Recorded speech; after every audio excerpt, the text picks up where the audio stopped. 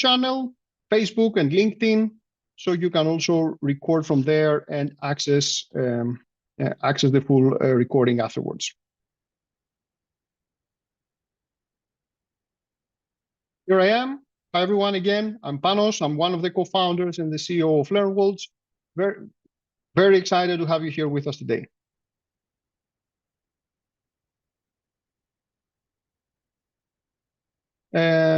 So I'm delighted.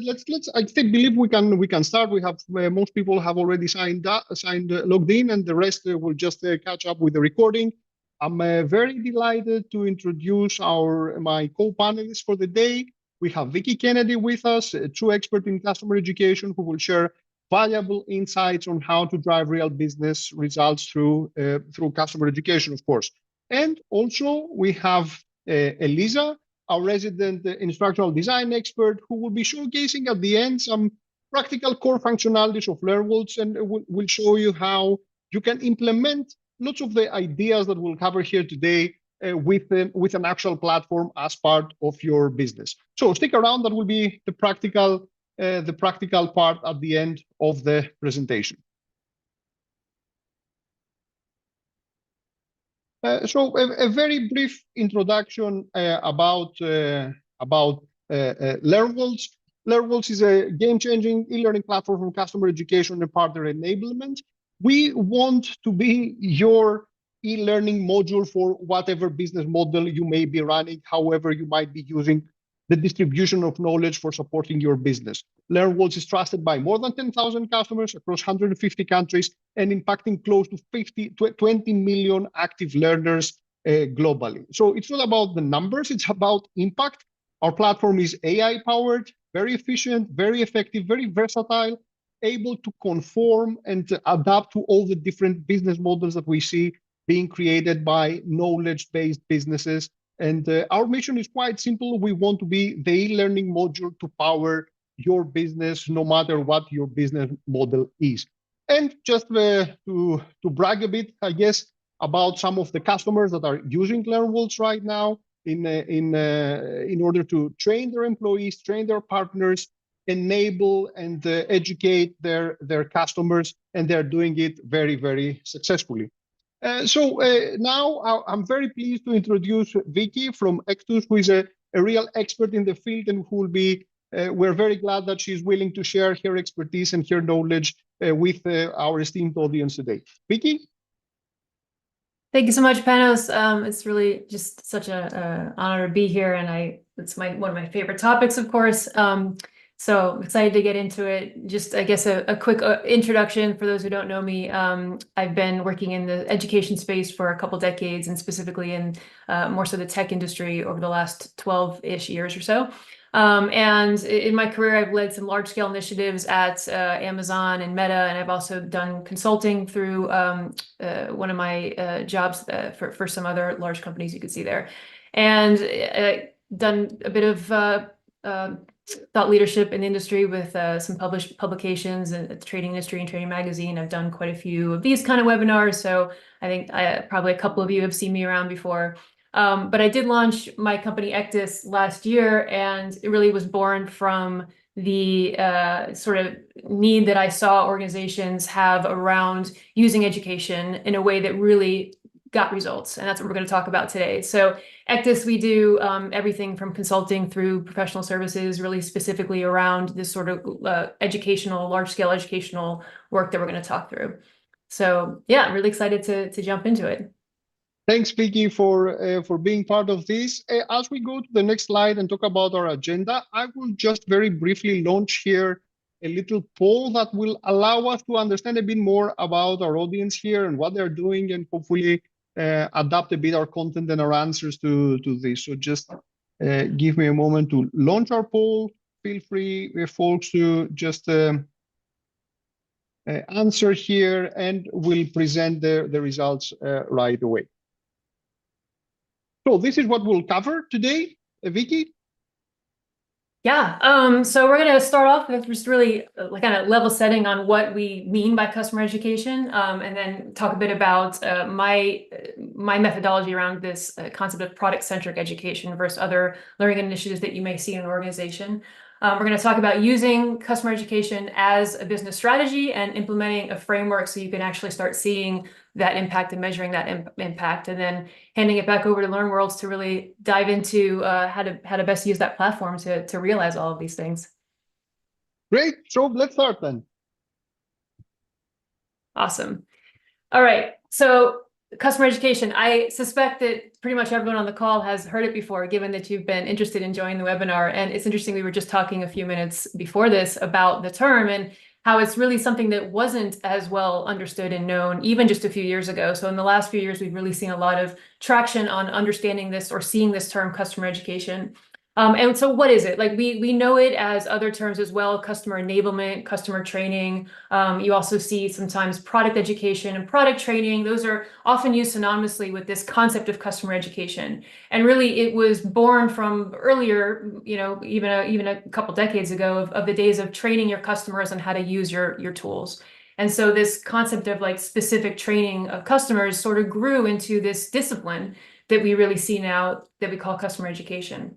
And so today you will see much more emphasis on customer education as a discipline like this webinar. You'll see customer education communities and just that, there's books on it. So there's a lot more understanding of that term essentially.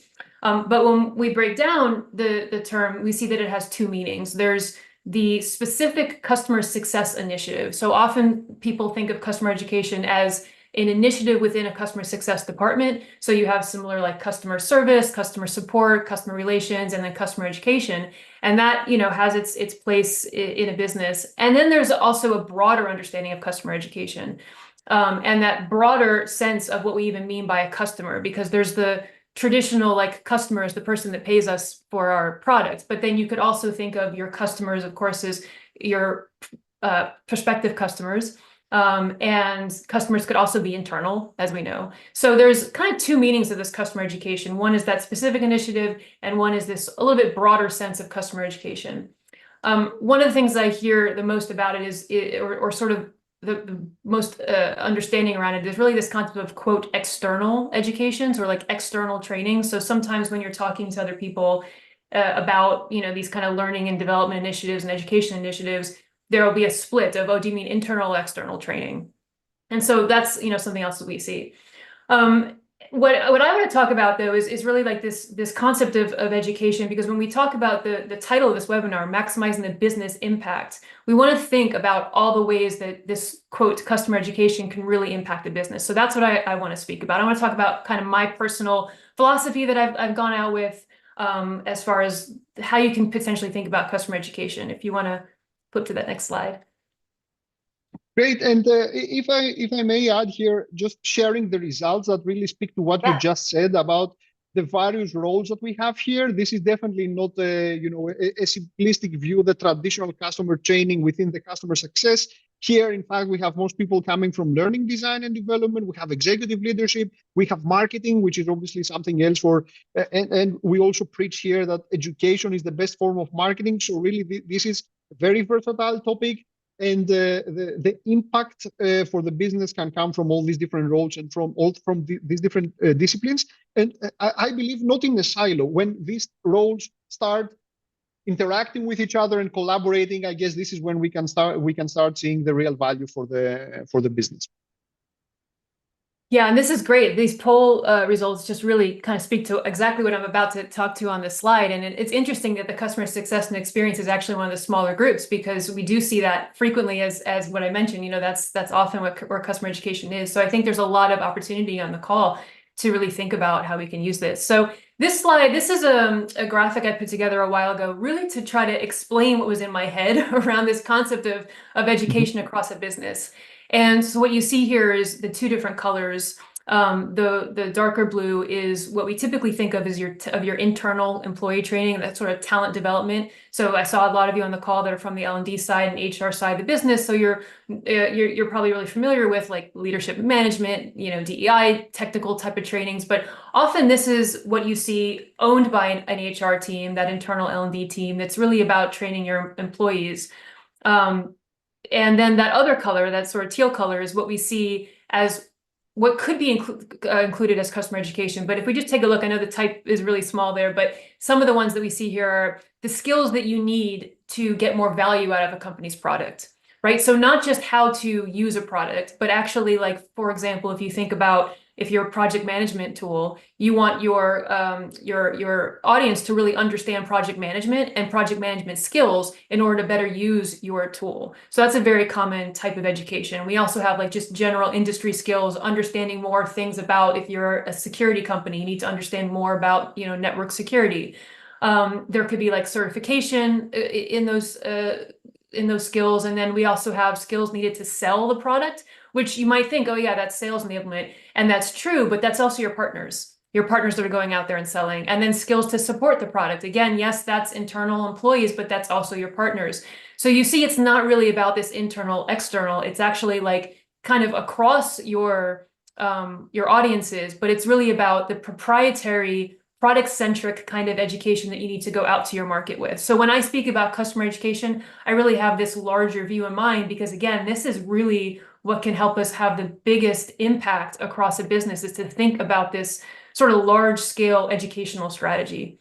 And I'm going to talk a bit in a while about education strategy, but it's when you know, at a business, obviously we all are familiar with like a marketing strategy and a product strategy. We all have these things that are, you know, holistic to the business. And then within your marketing strategy, you're going to have specific marketing channels, you're going to have specific marketing initiatives, but you have a larger marketing strategy for your business. And the same should be true for education. You have like a larger education strategy for your business, and that's going to really help you take that to the next level to maximize the business impact. So yeah. Apologies for the interaction. I guess I got excited. I really like what you say. We also probably have a language problem here. All these different roles usually describe the same thing with their own, you know, vocabulary. So customer education might be just the most popular term, but it's probably also quite simplistic. While the education strategy is probably what any modern company requires. And then you can have all these different touch points, and you can see your customer journey. You can see your product at the center of that journey, and see how education can really impact across all these touch points. So I guess part of your work is also to explain all this wealth and complexity and breadth, and showcase how this can fit to any modern business. Yeah, I mean, and to tell you my secrets, as someone who launched a business catering to this business last year, like I use the hashtag customer education, and I use that term pretty frequently because it's the most recognized, because it's the one that people understand. And again, going back to that concept of like internal and external training, it's just one of the more common ones. But I do believe in this broader like education strategy approach, and really clarifying what that is, according, you know, seeing this graphic here where you can see that it's not a myopic view just on your current customers, you know. And what I wanted to get across in this graphic is that when you are building education to teach people the skills they need to better use your product, if you do that too myopically on one audience, you're kind of losing out. You're not really having an efficient way of working across, you know, different departments, and you're missing out on the chance to use that in a broader way, where also your employees can learn that and have the same language. It's interesting that education teams, for anyone on the call that can relate to this, the education teams are often the ones that own the source of truth of how it's externally taught outwards. And so really, like, that's such an important role for anyone that's owning education, is to get everyone internally aligned and break down those silos. It's really probably the biggest challenge for the quote customer education side than the L&D side doesn't necessarily have, because this customer education initiative really spans across all these departments. And so one of the most important, this is kind of like off topic, but I get so excited as well. But one of the most important things about this is having the skill to break down those silos and get all of these teams together so that you can actually have this unified and consistent way that you're teaching your product. So it's really quite, you know, it's why I've actually worked on both sides throughout my career, but I've gravitated towards this product-centric type because I find it to be just so powerful for the business, as we talk in a few minutes about the business impact. It can really drive just such a wide range of results and has such a potential to really elevate a business through its credibility and et cetera. So anyway, I could go off on a whole thing on that, but that's that's my thoughts on what customer education is or should be considered. Thanks for sharing, Vicky. And I can say that I'm guilty of the mistakes. We are an education company. We are thinking education first. We believe that this is one of our internal superpowers, but increasingly, as we grow, as we were growing, we're finding ourselves creating these kinds of silos and have every time to come and face again this question: what is customer education for our current size, for our current trajectory, for this customer segment? So I believe that this speaks to the problems of every business at every stage. So we have to constantly keep thinking about this. So thanks for bringing this up. Yeah. Should I go to the next slide? Yes, please. So when we talk about how education shows up in a business, in that previous slide, we're sort of dividing that up between this product-centric and more typical L&D internal side of the business. But I also speak about these three buckets that we see education falling in, and that's using education for compliance, using it as a service, and using it as a strategy. So education, basically, is how does it show up? Where does it show up in a company? And the one that's for compliance, I think everyone is familiar with, typically falls again in the HR, IT. It's usually what we see for like auditing and legal trainings. I think there's a whole conversation we could have around whether it should be just for compliance, but we'll put that one on the side because we all are familiar with that one. And the other two to talk a bit more about are education as a service. So when we think about customer education, there's also the term education services, which is quite popular, but it's really just education that is sold to, education about your products or education about your industry that you're creating that's sold to your end user. And that is typically directly revenue generating. So the goals around that are going to be directly tied to the sale of the education. And then the third one is education as a strategy. So this is when you're using education and you're using the outcomes of education to actually achieve other goals in your company. So achieving goals like increasing your customer retention or performance, or reducing costs, or expanding your market. But it's really like, because of the outcome of that education, we expect to get an ROI. That's where I want to lean a little bit more into. I think that we can all kind of understand education as a service. It's really thinking about it as a product. And so we could spend a whole webinar on that. And then education as a strategy is a bit more nuanced. And that's where we, I think, see a lot of challenges or even frustrations around how do we see that impact? How do we get to a place where we can measure the results there? And when we think about education as a strategy, we have to really understand our business strategy. And so this is, again, why it's so important for people leading the customer education initiatives to be really embedded with department heads across your organization. Obviously, if you're a really large organization, as I mentioned, I came from Amazon, you're not going to know everyone across the leadership team. But if you're working within a department or within a business unit, you really want to understand what the strategies are across your company. So of course, any business strategy has the vision and mission and values of the business. And ultimately, there's going to be goals that the business has for the next year to 3 years, whatever that plan is. You want to understand those because that's where the education can start to fit in to drive those same goals. One of the challenges with trying to show business impact of education is often it's done reactively. Like, we've created all this education, how do we start to measure results? But if we can switch that to more of a proactive view, and we know that, okay, so for this year, our business is looking to expand to an entire new market. How can education drive that? Our business is looking to improve the product adoption of one of our product lines. How can education, facilitate that? So really understanding what the business goals are and the strategy behind those goals is key and really like mandatory prerequisite before we can start talking about maximizing that business impact.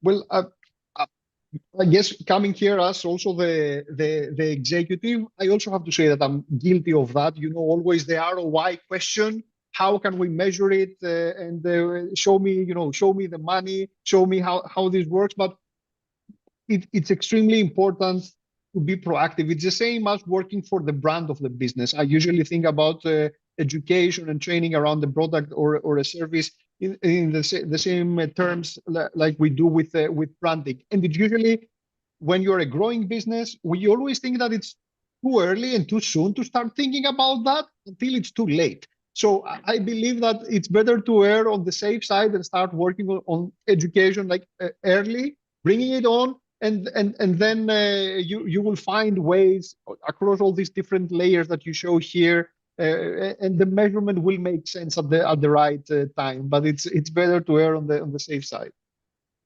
Yeah, I think, it's also just thinking about ROI at a business. I mean, it can be kind of an easy trap to fall into, to want to see that direct, like, we did this thing, what's the direct ROI from that? And when you have like a sales team, for example, obviously sales teams have their targets, and we're kind of clear on what the ROI is of that. But a lot of supporting initiatives across a business don't have that direct one-to-one, and you have to understand what they do impact. So we'll talk about that in the measurement framework I have. But yeah, I mean, I worked for a while as a chief strategy officer, and I just find the way that strategy kind of unfolds across an organization to be really fascinating, because you have all these sort of moving parts, and the goal is to see how they all can move together, and then to see that change. So yeah, as we move into really talking about how to demonstrate that ROI. As I said, I think that this is one of the more, you see a lot more conversation around ROI in customer education today. And it's one of the ones that is a little bit more elusive, going back to this conversation of it's not as easy to show. If you are selling it, then yeah, I mean, you can more clearly show how much you're spending to create it, and then what the value is from that. And in the whole other aspect of using it for strategy, it's definitely much more elusive. So yeah, if we kind of jump into the next slide, I'd love to just talk about the approach that I take. This is just built from the experience I've directly had, and then working with clients, in the capacity I do now. What I like to implement, what I talk about, is this programmatic approach to customer education, and to education really in general, kind of speaking more about that broader term. And this is, I'm very proud of this image because it's my first AI generated image that I created a while ago. But it's basically like this idea of customer education. We often just see an over index on content creation. Get the content out there, create the courses, put it in there, make sure we have a course covering this feature, covering this topic. And that becomes the goal of like quantity of courses. Let's get content out there. And of course, there's nothing wrong with creating content. But if you think about the content as this body of water that we have in the image here, that is, one thing, but that's not necessarily going to drive business results by itself. Think about a library, for example. If you have a library full of books, that's great. All those resources exist. But if you're trying to make sure that people get educated in the right things for the right reason, that's not going to work to just have the library there by itself. So that's where we have this, metaphoric or illustrative piping that comes in, which is the programs behind it. And so a lot of businesses do use program managers, and there are programs, but it's surprisingly a lot don't. And we don't have a poll for it, but I'd be curious to know, like, how many on the call have program managers and think about this programmatic approach to education. So, education programs, these are some examples on the slide. We have like a certification program, which I think most people are familiar with, an onboarding program. You could have a sales enablement program. Even a help center by itself could be considered a program. I put in here, quote, new feature Friday, because really a program is anything that is a targeted solution to a problem. And it is often run by a program manager. But this idea of having programs is fundamental to going back to that measurement, because otherwise you start to, again, reactively try to figure out how you're going to measure content. And what I frequently see organizations doing are things like, well, let's just see how much, let's try to correlate the academy activity with customer metrics. And I think that's definitely an interesting starting point, because you can see trends, and I'm not saying that's not valuable at all, but that'll only bring you so far, because now you're kind of looking at a correlation between learning activity and customer metrics, and we really want to drive that a step further. We want to actually see that we are moving the needle in those business metrics. So it's really important to think about program strategy and think about how you might implement programs. And if we hop into the next slide, I can talk about sort of that next phase. Before going to the next slide, I have to say that I feel guilty about this as well, because we were also doing the content approach. build it and they will come. With Elisa here and with our team, let's build 3 courses, 5 courses. Let's have our academy. Let's publish a course a month, and then you just try to measure users or retention or some kind of repeat users, and it's usually crickets. And we've seen the best results when we started giving specific certifications, specific goals for people also to follow and to align to, and then you understand so much better what you need to do. You need to have these crucial touch points and events that also feel transformational for the people. It's not just an endless consumption of more content about a platform or a service. I'm now certified. I have been enabled. I managed to achieve one goal. So this really speaks to the problems that we've had internally. So I feel for that. Yeah, and it is really, really, really common for organizations to do the content approach. I mean, it's just a common way of approaching it, and so my goal isn't to call anyone out. But I think what's interesting is you can have all that content. It doesn't mean that it was the wrong way. It just means now you have all this content. How do we take that into this programmatic approach? And so really, it's just about. I'm not getting into the specific tactics in these slides, but understanding the content that's there, having a tagging, having a taxonomy so that you can actually bring that into this programmatic strategy. So I'd love to talk through, this is my approach to education strategy. You can find it on my website on ectus.com. But this is essentially now, okay, so we have this concept of a program. What do we do now to have a holistic education strategy and organization? And how can we think about, scaling this and driving business impact? And so I developed this 6 dimensions of education strategy, again, working with a lot of organizations. It's sort of a simplified, it got a bit more refined and simplified over the years, because it's really like looking at these 6 domains of education strategy. So I'd love to just talk through them for a few minutes here, but we start with program at the top left there. And so we just talked about what a program is, but what I always suggest for people is to take an inventory of the problems or opportunities that you need to solve at your organization. So that's how you start with measuring business impact, is starting with knowing what you're trying to impact, right? So kind of going back to that strategy approach, that if you know that we have an opportunity to grow the market, there you go. If you know that we have a problem with customers churning within 90 days, that's an opportunity. So we really want to understand the specific problems and opportunities that we could solve, and then obviously moving into kind of an analysis of, will education solve them? That's a whole other conversation we can have. But if we identify problems that education can solve, that's where we start looking at what our program strategy will be for education.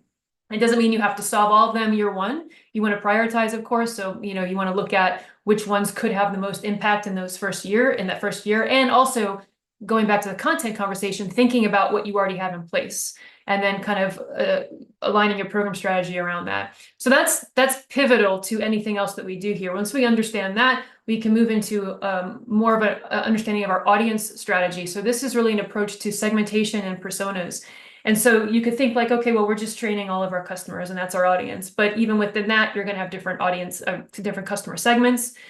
And then understanding those segments really down to what is their motivation, what is their general prerequisite knowledge. It doesn't mean you're going to know everybody's prerequisite, prior knowledge, I should say, but getting a sense of who these customers are, who your market is, what questions they have, what challenges they have, and why they would want to learn from you. This is a whole other topic, is bringing the audience to the education.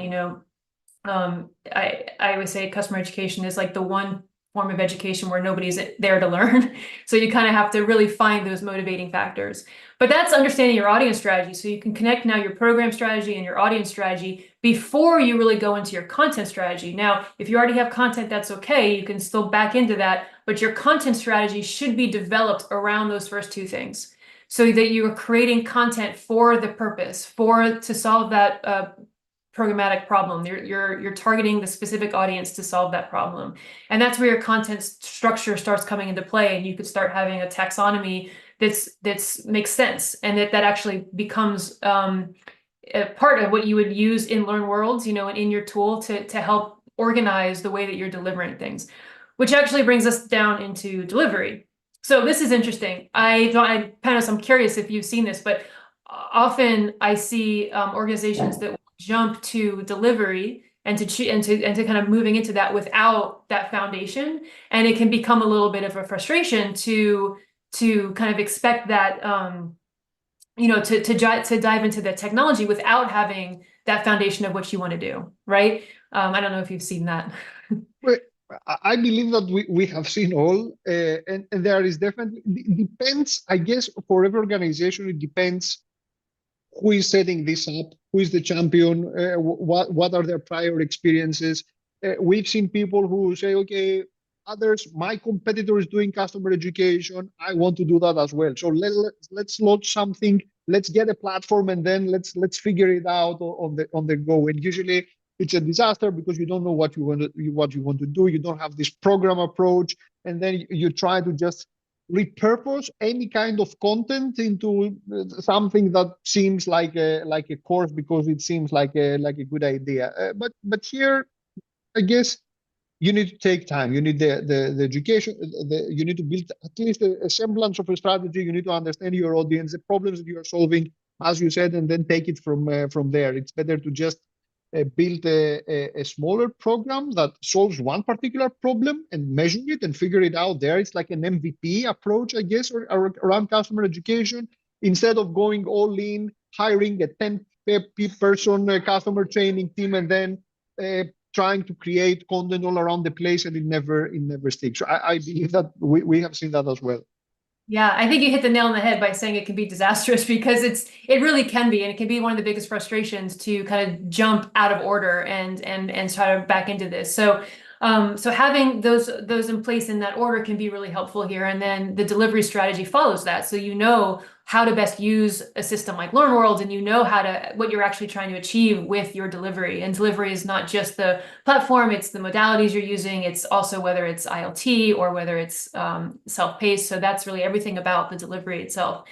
And then moving into marketing, this is the piece where you really have to make sure that you have a focus on education marketing, which is a unique type of marketing. It's connecting the learner audience to the learning, using their goals, using their motivation, using the things that we know about them. So it's making sure that we're continuously driving traffic and driving engagement to your learning program. And without that, you can invest a lot in your technology and in your content and in all these other things, but then not get the results that you are expecting without that emphasis on the marketing piece. And then finally, that brings us to the measurement strategy. And so once we have all this in place, we have this measurement framework that I'm going to talk through in a minute, which allows us to really connect the dots here, so that we're not just putting the content out there and we're, again, not looking just for that retroactive correlations, but that we have more of a proactive and strategic approach to measuring that business impact. So yeah, I can dive into the measurement framework right there. So this is a framework that I developed. Again, it's on my site. If you're interested, it's on the resource page. And it takes this programmatic approach and breaks it down so that we have clarity on what we're measuring throughout the journey of the education. So what we have is this concept of leading and lagging metrics.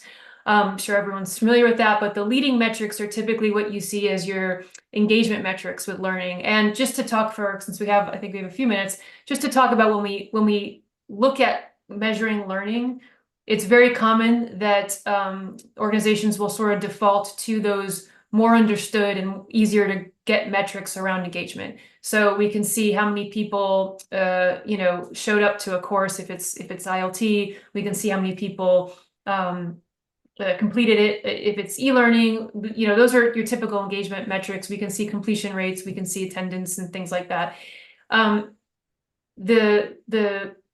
The sort of challenge with that is if that's where you stop, then trying to take that to a business impact is pretty difficult. But at the same time, that's an incredibly important leading metric. We need to know there's engagement. We need to know there's actually completion. So it's a very important metric, because if we don't have anyone completing the course, we're not going to get anything from it. So what I have here, I'm going to just kind of show the first. Actually, I'll start with the second one because it's a little bit easier.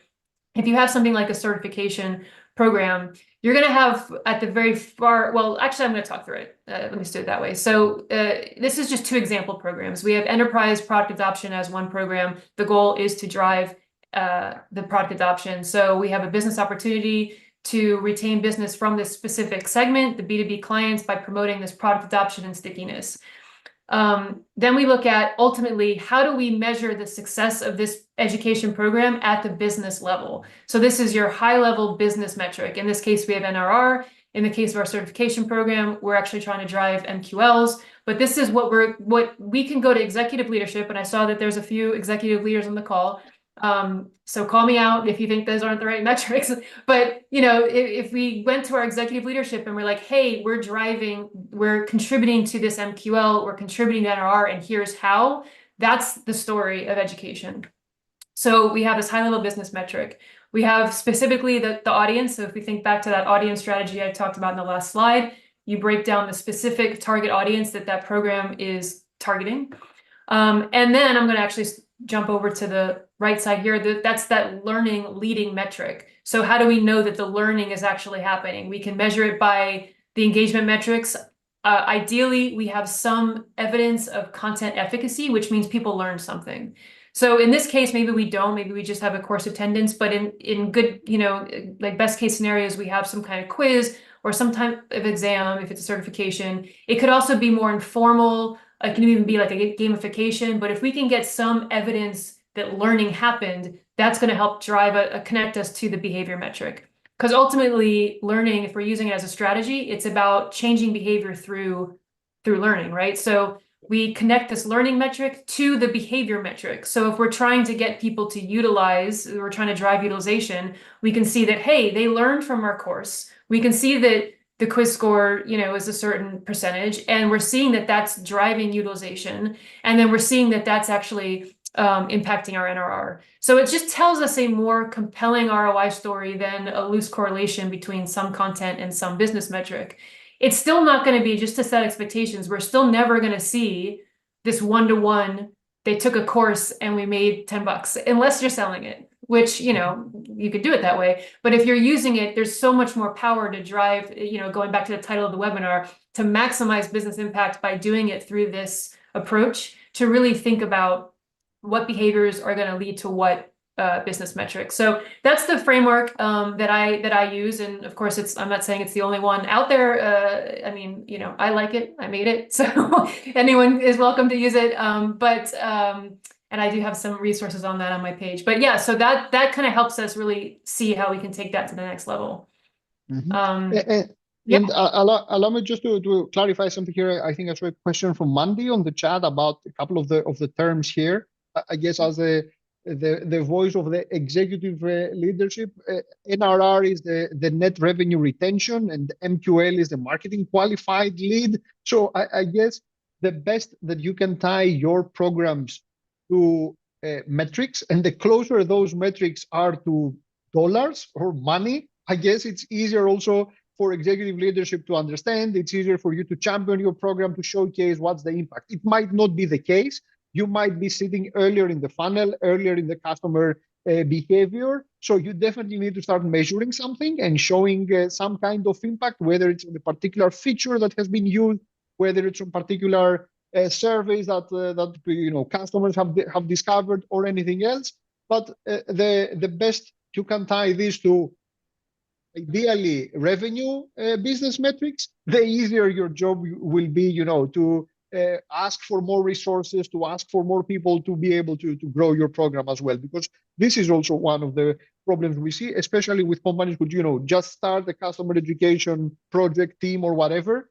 And it's extremely difficult then to break through the barrier, to ask for resources, to be able to support it. Because if you haven't set it up correctly, and if you're not measuring anything, it's extremely difficult to convince people about what this brings, especially when times are tough for businesses and you are striving and battling for resources with other departments.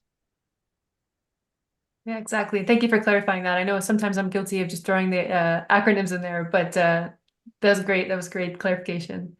Well, I believe we all are. So and like I'm also feeling this pain as well about how we are able to measure our own programs. And once you build something and you invest in it, it's really difficult sometimes to take a step back and if you haven't done this properly from the beginning, it's difficult to introduce these kinds of metrics and start seeing clearly what you have created and where it sits in your business and what kind of things it brings. Can I ask here, could you share any high-level results of things that you have seen with some of your businesses? Not detailed, just like how specific programs, for example, that you've worked with have measured, have created impact that was measurable.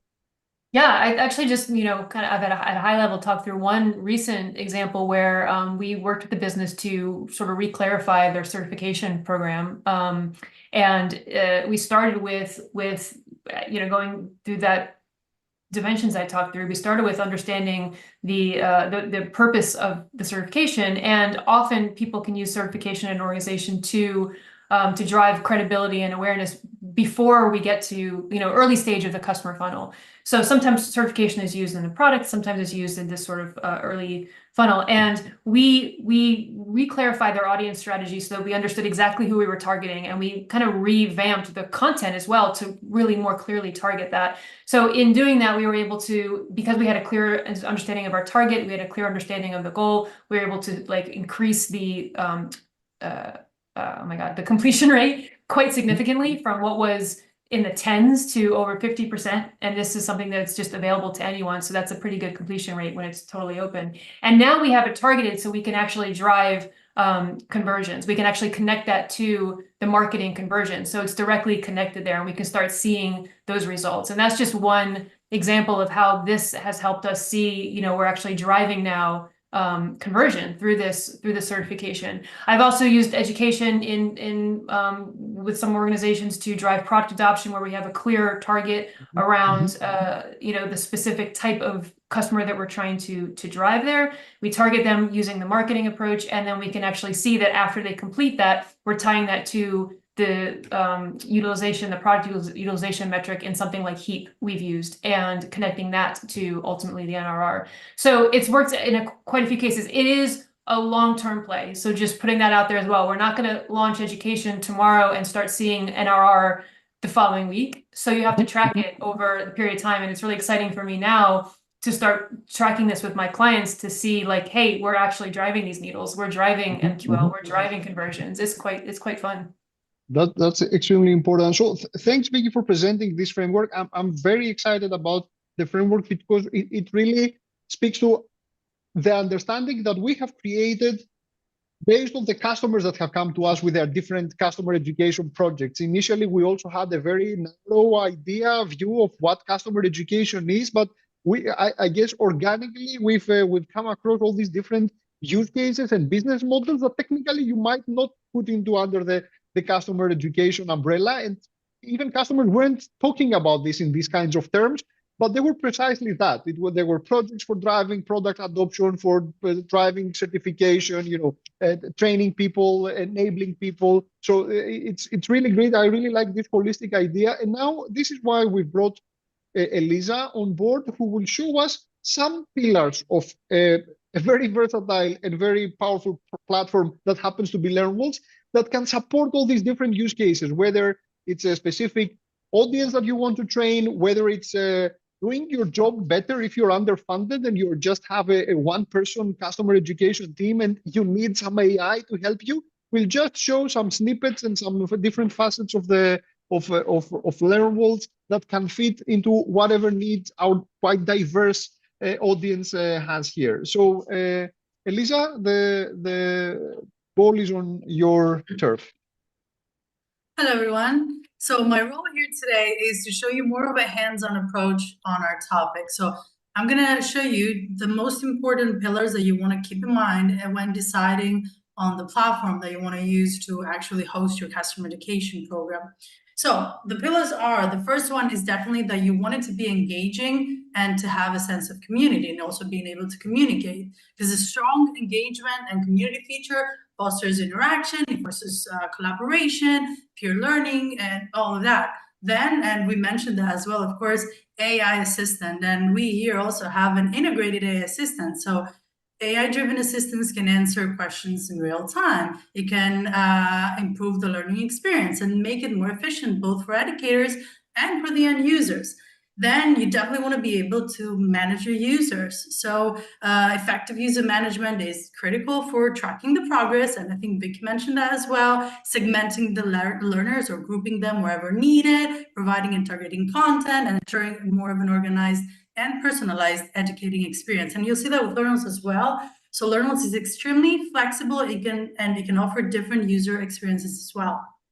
The next pillar is branding and customization. So customization allows you to essentially tailor the platform to align with your brand's identity, to create a consistent user experience and reinforce your brand recognition. And you can do exactly that with LearnNotes. Moving on, I'm going to touch upon on-the-go learning. So mobile apps. A mobile app can ensure accessibility, like I said, on the go. So wherever you are, whenever the user wants to learn, they can just log in and do that. It's going to boost engagement and participation. And the last pillar, which I understand for some is optional, but natural, is monetization. So essentially, your customer education program as a service, like Vicki mentioned. So eventually and naturally through time, some of those customer education academies will evolve and grow, and at a point where you may perhaps want to generate revenue through that, right? So you may want to ultimately sell those programs or sell certification programs and things like that. So let me now share my screen, and I'm going to show you some features that LearnNotes has based on those pillars. So keep the pillars in mind and not so much on the features and how they work. Just keep them in mind that they are there for those specific characteristics that you may want into the platform that you'll choose. So I'm going to share my screen. Give me a second to just select the right one, hopefully. All right, so the first pillar is engagement and community. So LearnNotes has a great variety of completely different learning activities that can do that can re-engage and be interactive with the students. The first one is our interactive video editor. You can add things on top of the video to make it interactive, such as, I don't know, introduction text or buttons. You can add transcripts. You can add little Quizlets, so things like that. Then you can also have more quizzes, such as the one that I have here, for instance, self-assessment, where maybe you want them to kind of like introduce themselves in a short video, and they can upload that straight off of their web camera. Other types of quizzes, of course, ebooks can also be interactive. So users, for instance, can just select some part of the text. They can keep notes or they can highlight it. So all sorts of different activity types. And I'll quickly just jump into the authoring mode to kind of like just really quickly showcase that in here. So besides the course player that you saw here, as an author, as a course creator, these and more than these, really there's these are essentially the types of learning activities that you can add just to have engagement and interactivity, from multimedia types, live sessions, ebooks, exams, self-assessments, forms. I know a lot of people use SCORMs. It's here. I think I didn't mention. And the list goes on and on. I'm not going to go through all of them because it's going to take forever, but a very, very rich list of learning activities that can be interactive. The next one I'm going to show you, give me a second to load, right here is automations. Sorry, give me a second.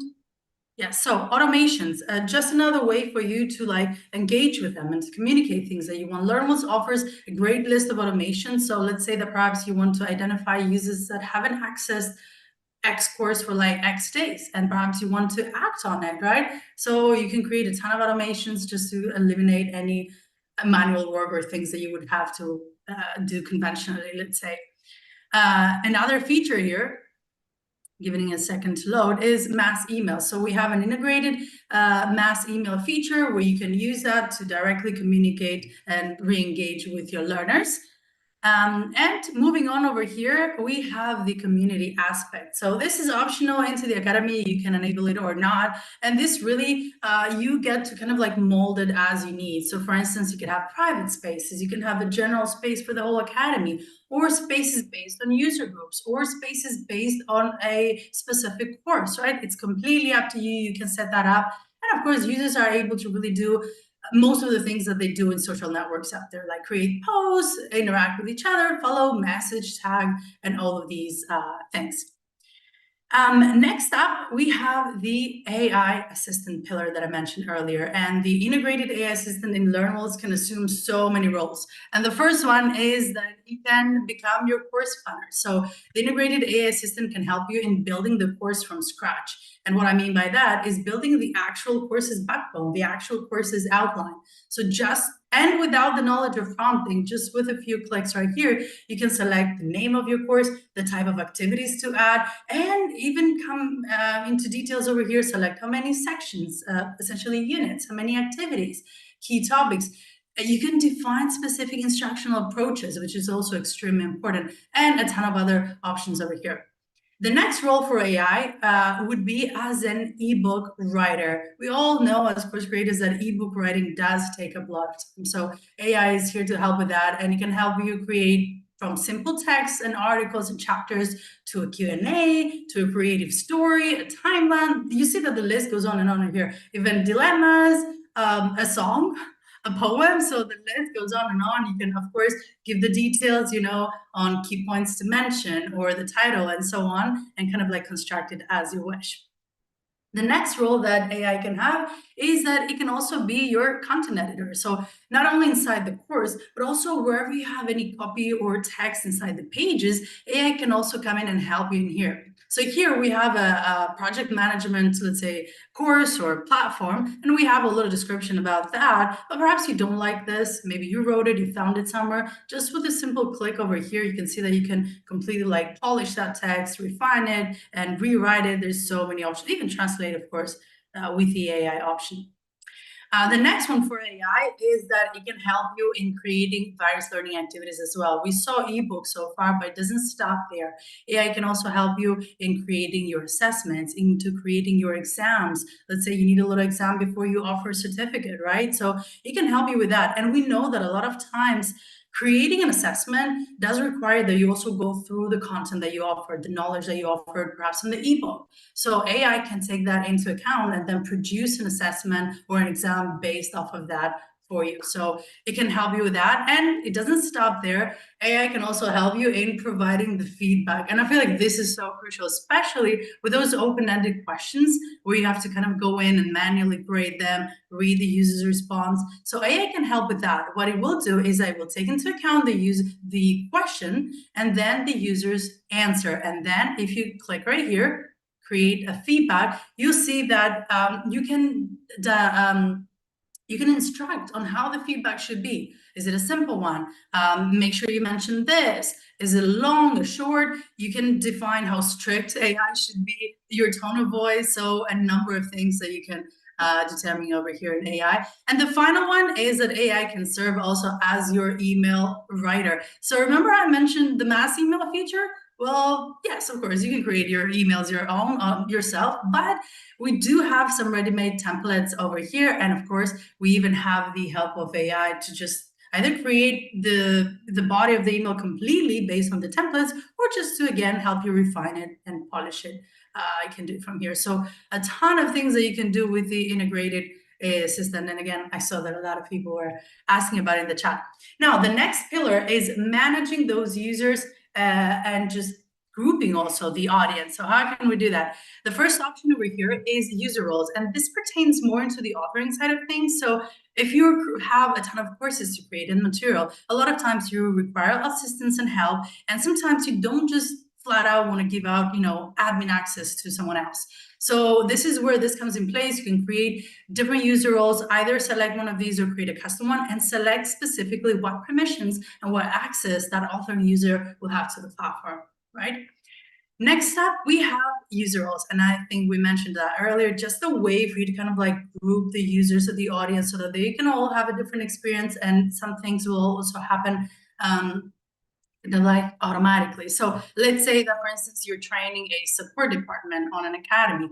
As soon as somebody gets enrolled into this user group, some things happen automatically. Perhaps they get to enroll in the whole curriculum specifically designed for the support team. Maybe you have other automations running in the background, right? So user groups is one of the ways for you to kind of like group them together and manage them as well.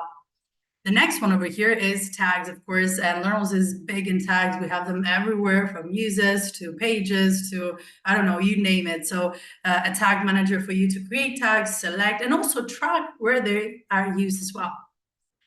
Moving on, and I think Vicki mentioned that as well, is the training metrics, where you can actually see how people are doing in terms of completion rates, in terms of their courses and their progress, right? And it doesn't stop there, of course. Learnals has a very extensive report center in general as well. Moving on, we have the integration. So Learnals has a great list of native integration, and I'm just going to mention some important ones here regarding management. So you see that we have integrations for supporting like Freshchat, Zendesk, Olark, and things like that. Then we also have an extensive API that we do give access to the Learning Center Plan and Hire. You see that we also offer a custom SSO. So if you want the authorization part to happen on your own custom SSO solution, then yeah, so be it. You can have that. It can be done. Yeah, I think this is the next pillar. So the next one we discussed was branding and customization. So Learnals has its very own integrated site builder as well. So it allows you to select all of those theme colors, all of those fonts, all of those logos. So everything that makes your brand essentially. So the site builder, I think I'm not going to go in it just to save up some time, but it's extremely flexible, you know, and you can essentially mold it as you wish. Here I have a little example. If you haven't seen it already, Course Masters we have 2 educational academies. So this has more of a marketing approach to the courses, but this is created with Learnals, it's powered by Learnals. We named it Course Masters, and you see that this is how the homepage looks like. You can see some of the most important and popular courses. You can assign, start, and so on. Another example is our very own academy as well. So our homepage looks something like this. We try to also keep this up to date as well, just to show you like a little example. And the next pillar, and I think we're almost wrapping up here, is on-the-go learning. So here we have the mobile app. Learnals allows you to have your very own mobile app where you can do exactly that. You can select exactly what courses to show in there, so people can both enroll and study from really anywhere. And of course, you can also make sales from here. So it's another just channel of potential revenue.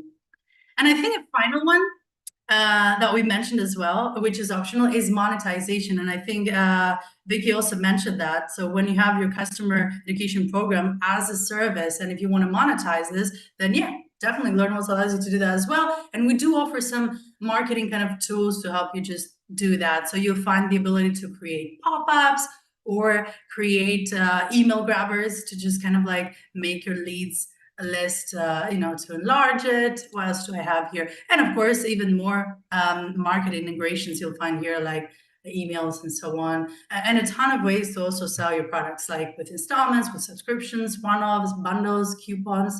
All of these are also supported.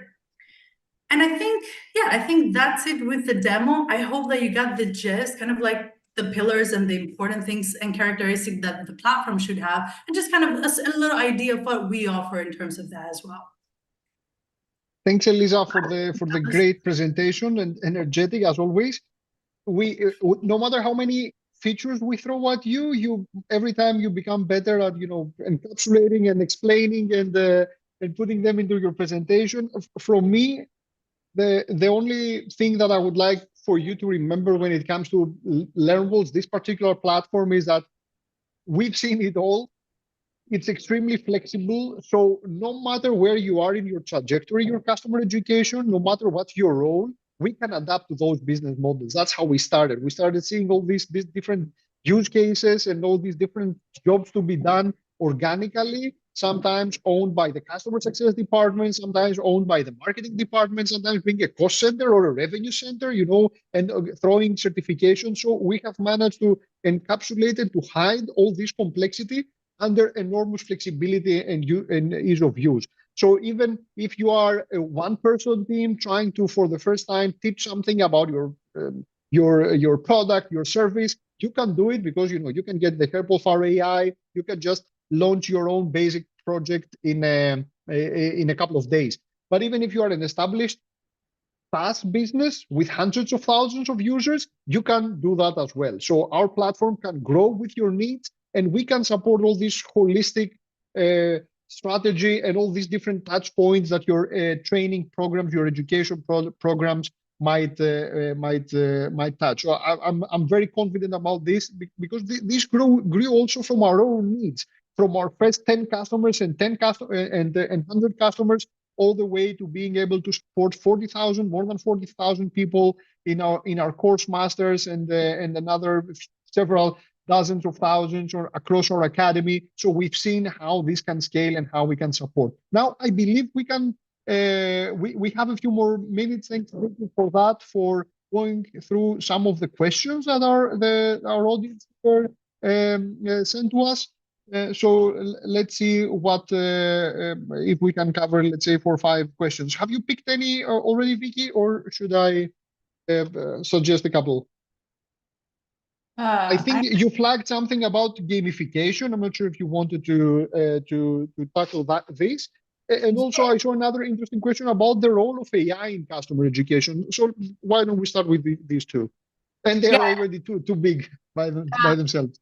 Yeah, they are big, and I think actually they're both related in the sense that when I saw the comment about gamification in the chat, it's just something I wanted to talk through in a second. Is that obviously what I spoke about was very much about the strategy. You know, like we're having this strategic conversation around what needs to be there as the foundation and that strategic lens to get to maximizing. And then we could spend hours and hours really getting into all the tactics around how we can drive that strategy. And gamification is one such thing. There is, of course, a gamification strategy as well. But, you know, gamification can be used once you really do understand the audience and those motivations and the goals of the audience, you know, going back to the audience strategy, and you know what behaviors you're trying to drive, you can use gamification in a very purposeful way. We often see gamification being used a little bit haphazardly, where it's just like, let's throw something on there just to try to entice them to go through a course.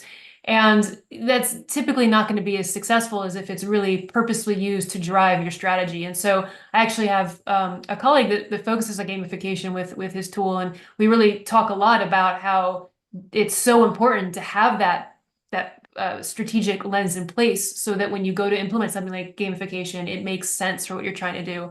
I think, and even AI, I could probably say the same things about. I'm like, I won't get into the weeds of like how to use AI. I turn that back to you, Panos. But I think it's the same sort of idea. If you have this strategy in place, the tactics you use to execute can vary, but you have a lot more clarity in what you're trying to achieve with them.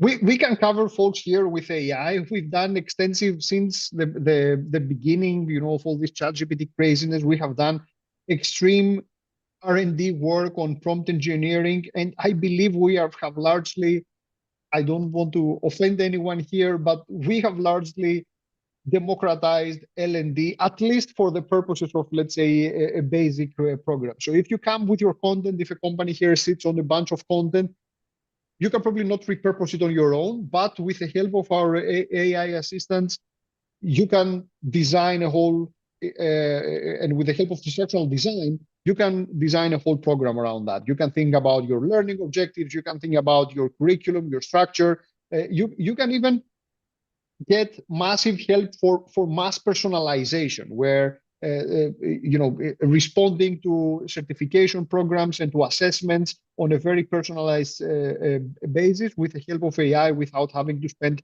hundreds of hours. So this is something that can really happen. And I would encourage people to just get whatever content they're sitting on. And most companies already have something, whether it's a manual, marketing content, something that they taught, or a presentation or a webinar that they did, and let us help you try to repurpose that into your next customer education program.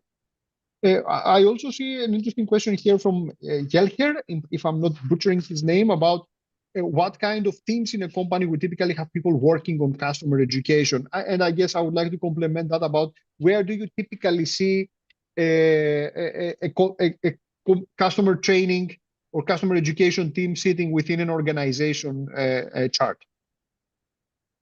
Yeah, so it's a great question, because where it does commonly sit in customer success.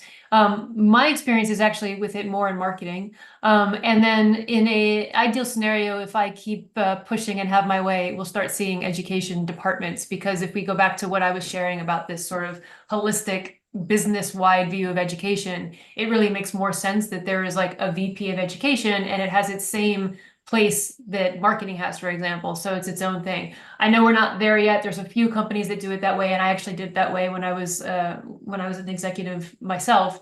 But the ultimately, I think it's slightly less important exactly where it sits, and it's more important that there is a integrated framework across different teams, so that you could have a customer education team in a product team or in a CS team.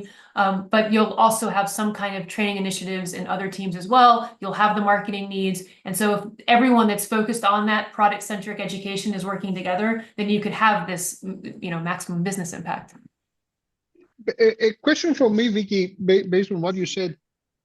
In today's environment, in 2024, in a post-COVID, I guess, world where e-learning becomes the default mode of learning, would it be easier for you to establish and promote a customer education strategy, like in the businesses?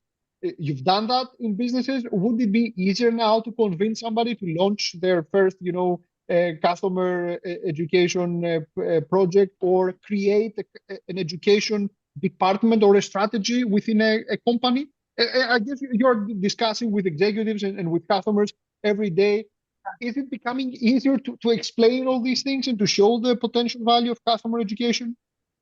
It definitely is something that's gained a lot of interest and momentum. I tend to gravitate to the businesses that already have some interest in that. They see the need, kind of going back to what business problems can be solved with education. And so when there's clarity on like, hey, I think that we could potentially use education or training to solve this, that's a great opportunity to start doing that. And the other thing is, you mentioned it earlier, Panos, that starting with an MVP, starting with something where you don't have to make a giant multi-million-dollar investment at the beginning to see that there's results. And that's an approach that I do with businesses, is sort of this academy MVP, where let's just get a targeted program out there. Let's get something that we can see the results of. And then when you start seeing that, we can invest even more. So that's worked well as well. So I think the short answer is yes, and the longer answer is what I just rambled.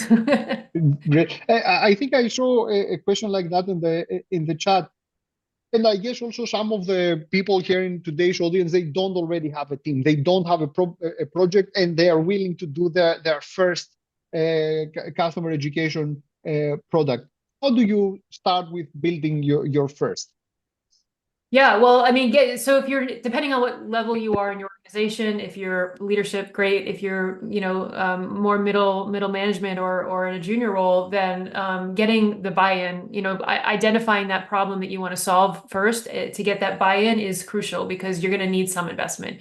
And then you can start small and scrappy with something that's, just like kind of targeted tutorials or any sort of, educational instructional content, again, to prove the results of that. Once you start showing that, hey, this can actually drive results, then you can make the case for, let's do this formally. Let's get the investment so we can build the right team. We can use the right technology. So there's always a way to start. But my advice for anyone who wants to do this is to make sure you're solving a known problem.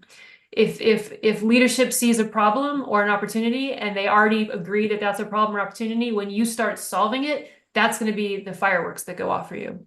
Mm-hmm. Great. So I also I like this approach, and I believe it's also my job, our job as a business here, to show that this is feasible. Because in many cases, when you go, to the executive leadership, they ask for budgets, and they've seen that some of the platforms that have been used for customer education are extremely expensive as well. You need to do a sizable investment, even in the infrastructure, in some cases using traditional legacy learning management systems that probably require a village just to set them up and run. This is where I believe that we come with a very efficient, resource efficient and approachable platform that even a tiny team or a single person can run at a fraction of the cost of a traditional learning management system.